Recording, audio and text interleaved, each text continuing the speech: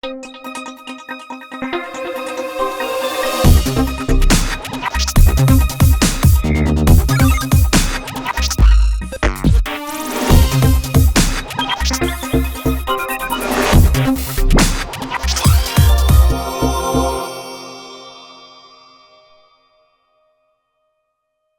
you're a flight sim or even an auto racing sim fan, you've no doubt thought about dipping into the world of VR headsets to embellish the immersive feeling of really being in the cockpit or the driver's seat. It's certainly something I've thought about many times and spent time looking at the viability of running an HMD or a head-mounted display for DCS World. With millions of units sold and sales expected to continue to rise, the technology is incredibly enticing, with a wide variety of options, price points, and companies to choose from. It's also worth noting the high-end commercial products available now, offering very high-resolution solutions for customers with specific needs. Say, for example, those military contractors. Well, Pimax is one of the many companies offering HMDs these days, and their well-known Pimax crystal boasts some of the highest resolutions and refresh levels available, up to 120 Hz and 2880 by 2880 per eye. The unit also has high fields of view, perfect for the sim pilot wanting to mimic, well, what a real pilot may experience while actually flying. So the company Pimax kindly sent me a unit to test recently, and over the last several weeks I've been exploring the pros and cons of this incredible technology, and initial experiences in terms of the visuals are very impressive. So let's take a look at the experience of getting a unit like this setup and what it did for me in terms of my flying experiences in DCS World. Before we do that though, let's start with some basic concepts to refresh our memories on what VR is and how it differs from our high-resolution flat screens. The concept is simple enough. Instead of a flat screen, VR headsets or head-mounted displays, like I said, use two lenses, typically Fresnel lenses, which are a whole science in themselves, and then project those images to the lenses in a stereoscopic effect to create the illusion of depth. The Pimax crystal uses a mixture of mini LEDs and QLED technology, as well as Tobii eye tracking software to better track where you're looking in space and project light and color to the lenses with the LEDs. In simple terms, there is a lot of technology packed into a head unit that weighs a little over 1 kg. I don't want to dig into this too much because, quite frankly, the science is a little bit beyond me and we'd be here all year, but I am aware that some HMDs are a compromise between high levels of detail and resolutions over frame rates due to the demand and processing power to render two tiny little screens and still have practical frame rates. For DCS, improvements in the game recently have generally seen a boost in performance, and it's a measure of overall game experience quality for end users. VR users continue to express a need for more VR support in DCS, and it's something that ED or Eagle Dynamics have committed themselves to. The Pimax Crystal seems to be able to deliver high resolutions while maintaining effective frame rates, and some deviations do occur, but we'll come back to that in a little bit. Let's begin with the setup of this amazing headset, and like a lot of headsets, there is a fair amount of setup beforehand, including getting your cabling sorted. Pimax has its own proprietary software, so you'll need to download that prior to plugging in the headset. On that note, there are several cables and a battery that I charged up prior to use, since the unit was shipped during a particularly cold spell here in Minnesota, which is not that uncommon at this time of the year. The unit was shipped with a small power hub that needs to be plugged in and is connected by USB cables from the headset to the hub, and then from the hub to the PC. In addition, there is a direct port cable which plugs directly into your GPU. I actually did enjoy the unboxing experience. Like a lot of companies these days, they went to a lot of trouble to make it very pleasing to unbox and reveal the goodies inside, and I do appreciate the work that Pimax did in this particular instance. It'd be nice in the future if there was more streamlining of this tech with regards to cables. I know some VR users will go to the lengths of actually suspending cables from roof pulleys in order to get that direct port cable or similar cable out of the way, but for a seated desk cockpit situation, this wasn't necessary. I do find that you need to make sure you sweep that cable out of the way so it doesn't get trapped behind you or behind your back and the chair as you move your head around, because this is restricting. This has become mostly second nature for me now, but for a while there I was forgetting to do that every time I put the headset on, and then I'd have to kind of fish around to dig it out. Now once connected up and switched on, it's a matter of making sure your PC can see the hardware. I didn't have too much trouble with this. The Pimax software does have a checklist troubleshoot feature, but more often than not, it's usually, for me at least, a matter of unplugging the USB from the PC once the unit is powered up and then plugging it back in again. I generally leave the DP connection alone though, as I have experienced issues with these cables in the past being finicky, but that was really more about switching from an HDMI cable to my monitor for the DP cable. Again, potentially finicky, but everyone's experiences are slightly different. No troubles with the Pimax cable though. Something not quite so intuitive was the interface to get the headset running in games like DCS World. You will need to run Steam VR, which crashed initially when I ran the program. It did redeem itself later in fairness, but a more flexible tool set and one which doesn't require you to run it while the game and the headset is operating is OpenXR Toolkit and also Pimax VR. This will allow you to bypass the need for the Steam VR tool and give you a little bit more control over some settings. Now I should say the Pimax software will also allow for a lot of control over the unit. It's pretty well adjustable if you're still looking to get a little bit more or adjust the unit in a way that you can't just get with the default settings, including things like the brightness of the screens, etc., and also the target pupil width, among other things. However, I wasn't able to run DCS in VR without the extra interface. Again, this could be my inexperience with this new software and hardware, but it wasn't completely clear from the initial setup. Pimax do include a lot of useful YouTube tutorials though, which was really helpful to get you started, as other help topics are also present there too. Again, this was very helpful in getting my rig up and running, and I didn't have to run back to support to get going. Okay, so the unit is up and running, and you launched DCS World for the first time. Well, what was it like, you ask, and how does DCS run with such a high-resolution VR set, which are known to be pretty demanding things for GPUs and our modern hardware? Well, the first impressions absolutely blew me away. It was extremely impressive. I sat in the F-15E cockpit in Ushuaia in South Atlantic, ready to take off, and before I even did so, I had my wife come up and see what I was experiencing, and she of course was very impressed as well. And I know I've mentioned on the channel this before, but she said, this is all you're going to want to do now because this is so cool. So even somebody who's not a gamer was blown away with this experience, which is really cool. Now since then, I've been tinkering with the system off and on for a good 3 weeks or so, learning about how to get the best out of VR and DCS, and trying to get used to being blind in the real world for my desk cockpit. That's one of the hazards that you end up having. You have this amazing visual experience, but then you can't interact with some of the hardware that you have as a visual person with the 2D experience.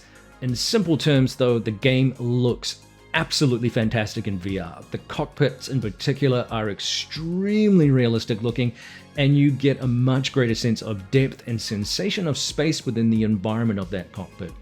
The other really cool thing that I experienced is when you add in the pilot body on top of that, it really does fool the eyes and the brain into the sensation of that body kind of being yours. It's the weirdest sensation I've kind of experienced, and certainly not one you get with the 2D experience because you can see your own body, whereas in the game now, all of that is taken away and all you are looking at is the pilot body. So if you have pedals, for example, you can look down and there you see your boots are roughly perhaps where they would be in the real world, and as you move the pedals, visually everything is where your brain expects your feet to be. So again, it's this weird sensation, but at the same time it is also really amazing because it's sort of fooling you into thinking, well, this is my body right now, because as I said, the sensation of, you know, the other visuals that you get with your own body, with the desk and whatever else you have around you, you're not feeling like you're inside the game. Whereas, and I heard Mover say this when he was with Wags one time, flying the A10, learning some stuff about that, and he said, this feels like I'm in the actual cockpit. This feels like a real aircraft. And that is the experience that VR gives you that nothing else compares to. All right, so that's great. The inside of the cockpit is cool, but what about the outside world? I didn't see the degradation in performance visually as I was worried about. It's perhaps not as clear as a 2D screen in some respects, but by the same token, it also looks much more realistic. I've been lucky to trial a new map right now, which has a lot of mountainous terrain. You can guess which one. And it looks absolutely fantastic, seeing the depth in the hills, the valleys, the color effects of sea depths and fjord areas too. So once again, I think more tinkering perhaps with settings may net even better results, although I note once you get set up, a software update can mess, such as say from NVIDIA for the GPU, that can mess with what you've achieved already in VR, and it does seem to be a little bit more susceptible to changes than the 2D interfaces experience. So again, that's a hazard. It's one of the challenges of VR right now. Alright, assuming my settings are reasonably dialed in, the only real performance hit I noted was in low-level flying, where there is, say, a heavily built-up area. One such map, Sinai map, Cairo, again being an example of that. Heavily detailed area, a lot of objects in that game, and you get a little bit of choking and pipelining. Not horrendous, but it also depends on whether you're looking around or outside the cockpit as you're on the move or switching sort of between areas that you're focused on, jumping in and out of the cockpit, that kind of thing. Now, in theory, again, I think there's more settings to tweak yet for me, finding that sweet spot. I haven't played yet with the foveated viewing systems, which are available as well, and this essentially lowers the resolution where the eyes aren't looking or aren't focused in order to reduce the processing demands. In other words, not the entire field of view is in full resolution. Now, this is not dissimilar to the real eye. Think about what you're looking at right now, which is me. I hope I'm not too repulsive. And you're tuned into me, and much of what is around the outside of that periphery is reduced in detail as part of that inability of the brain to need to even have that in full focus. So the challenge, I think, is making sure the graphics are able to instantly focus as your eyes and head track to new focal points of interest. So again, the software has to kind of process that, and the hardware has to be able to process that. And then in a cockpit, pilots do a lot of scanning between the instruments, the HUD, if the aircraft has one, and the outside world. The 80-20 rule, which you've probably heard, 80% outside of the cockpit, 20% in. That is the workflow that they use, which is a critical component of real-world flying, and managing things like fuel, temperatures, reacting to any alerts that crop up on the instrument panel, and focus in any one area for too long can quickly spell disaster if something else is missed. So the good news though is that with the Pimax and its built-in eye tracking system and just the generally large field of view, typically around 120 degrees depending on which lenses you're using, and there are some variations there, this gives your eyes a lot of room to just maneuver to glance down at instruments rather than having to move your head so much as with Track IR. And on that note, somebody actually reminded me on my recent video when I was doing the first refueling effort in the F-14. They said, hey man, you can actually move your head. It's not just like Track IR. You can actually move your head around in a way that allows you to see the refueling probe in a much more realistic way. And that, again, that's what I mentioned in the video. Some of the cues that you typically have with the 2D screen now need to change because you have that depth and you actually have the ability to kind of move your head around a little bit more in the cockpit, which I think is, again, something that your brain has to get used to, and adjusting your cue points, etc., etc. Really cool. Once again, though, more tweaking, more experience, more time in the headset is going to only improve and embellish my experiences, and that's something I hope to bring you in the future as we move forward with this whole experiment that Pimax has kindly provided me. Well, let's talk about the ergonomics of this incredible headset. And as I said before, it weighs just over a kg, or at least that's what I understood from various forums that I looked at. I didn't weigh it myself. And it's not too heavy. It's not uncomfortable. It's able to be fully adjusted to suit you. But at the end of the day, it is still something that wraps around your head. And one of the challenges with VR, as I said before, is that you then become blind to your desktop. Everything that you normally look around you and that you can reach for suddenly becomes inaccessible. Now, most of the time, just for general flying, this isn't a problem. If you have a HOTAS like I do, well, no drama. You can still fly very, very easily, and you can reach with your fingers because a lot of stuff just comes naturally anyway. Where you run into problems, of course, is with things like interactive menus. You could use voice attack, I suppose, or you could even, invest in some VR gloves or something similar to that. There's all sorts of interesting products out there. But yeah, it does take away from your ability just to interact with those menus. The gesture menu in particular, where you're normally hitting the A key or you've got something else programmed there for that. So that can be a little bit problematic, and you find yourself sometimes either really fumbling around with a keyboard and hitting all the wrong keys before you find the one you want, or you end up lifting up the headset and sort of peeking underneath to see where's that key, and you're looking for it. That's a little bit annoying. I guess, again, some sort of voice attack or voice control system, or remapping some things to a different button that you can reach for. It's sort of a compromise. You can have all the amazing visuals with the VR, but you are going to be playing around with the ability to interact with the hardware that you normally have easy access to. Takeda from the Air Warfare group actually reached out to me and suggested a trackball on the knee as a alternative to the mouse. But you do, as he pointed out to me, you do get used to kind of finding the mouse as long as you leave it in the same place every time. But yeah, it is kind of a fumble as your hands kind of reach around looking for that mouse, looking for the right button on the keyboard. So definitely a disadvantage, and that's something I'm going to spend some more time trying to figure out if I can make a key binding of some kind so I can scroll through without having to, say, pause the game to find a key, again lifting up the headset, or just hitting a lot of wrong buttons.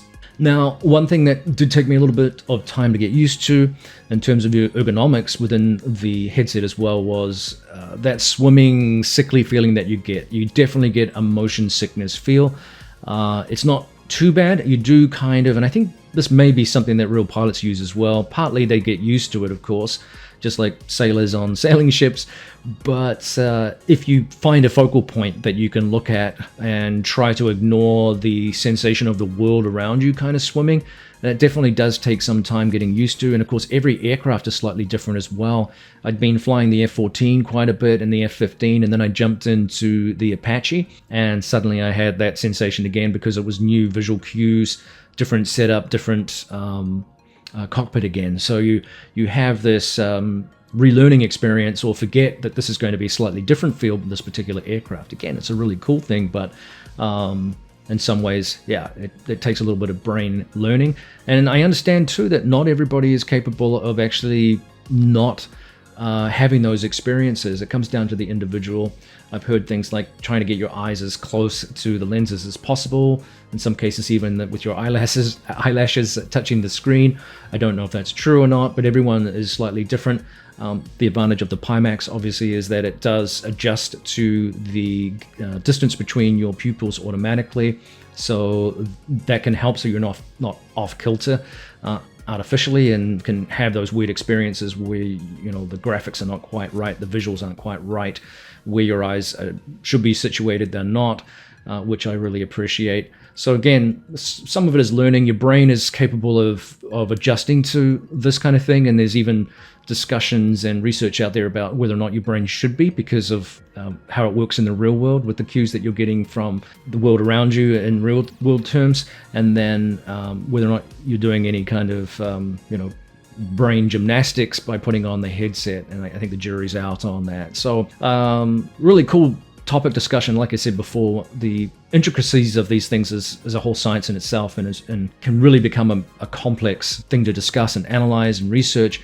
And it's a rabbit hole that I haven't fully gone down. I've touched it a little bit, but I don't want to get into a video that's 4 hours long. So again, once you get used to it a little bit, and once you start figuring out where your cues are for visuals, you do start getting used to it.